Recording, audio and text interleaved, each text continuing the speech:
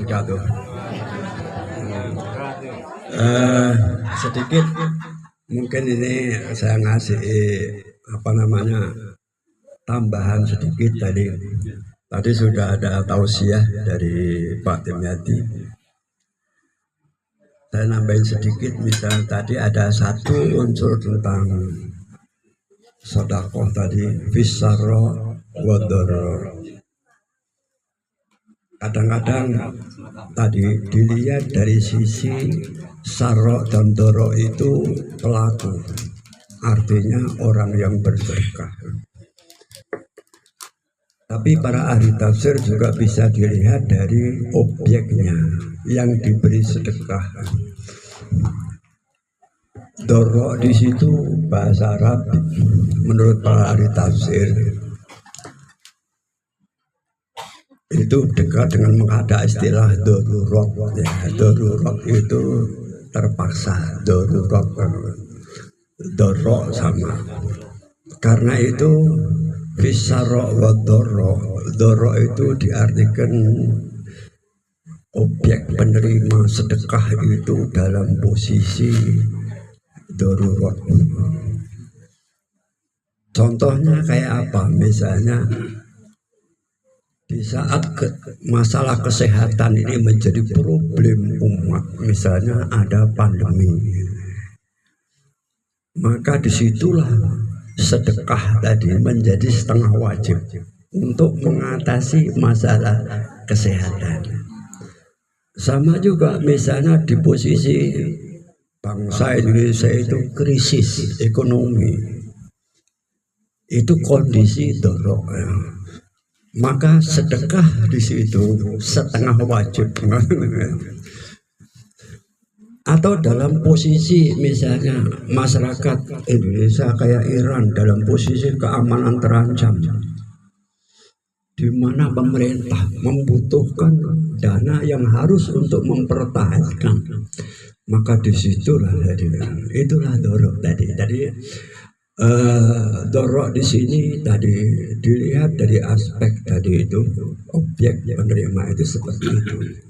Makanya tadi contohnya tadi misalnya di Muhammadiyah, di saat Kiai Ahmad Dahlan menganggap bahwa masalah pendidikan di Indonesia ini adalah masalah yang sangat daruri, maka tadi menggerakkan potensi umat untuk sama-sama membangun masalah pendidikan, itulah dorok. Jadi idealnya penafsirannya bisa diperluas seperti itu.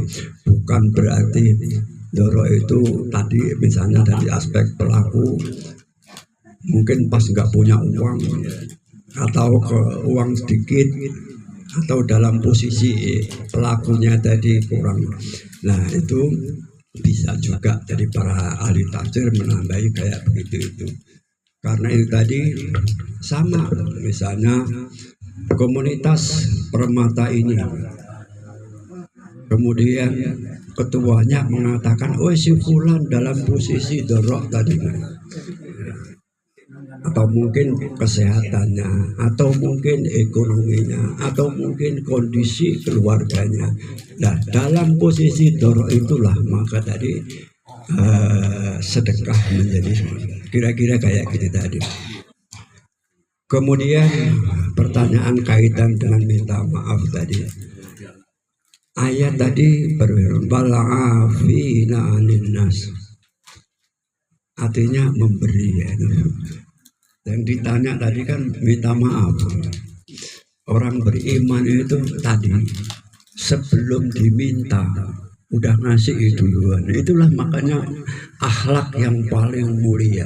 Wal'afina anin nas. Sebelum orang itu yang punya salah minta maaf, maka akhlak orang beriman terlebih dahulu sudah membuka hatinya untuk memberikan maaf. Karena itu tadi seperti kayak tentang siapa yang duluan minta maaf, maka tadi kalau semua di antara kita kembangkan tentang akhlak yang tadi yang suka memberikan maaf, Maka tadi di dalam ayat tadi termasuk yang dijanjikan oleh Allah Subhanahu wa taala Jannatun Na'im. Kira-kira seperti itu tadi. Termasuk tadi yang wal kadhimi wal 'azimna itu tadi. Orang yang bisa menahan amarah. Hadis kecil yang anak-anak di TK dari nyanyian tadi.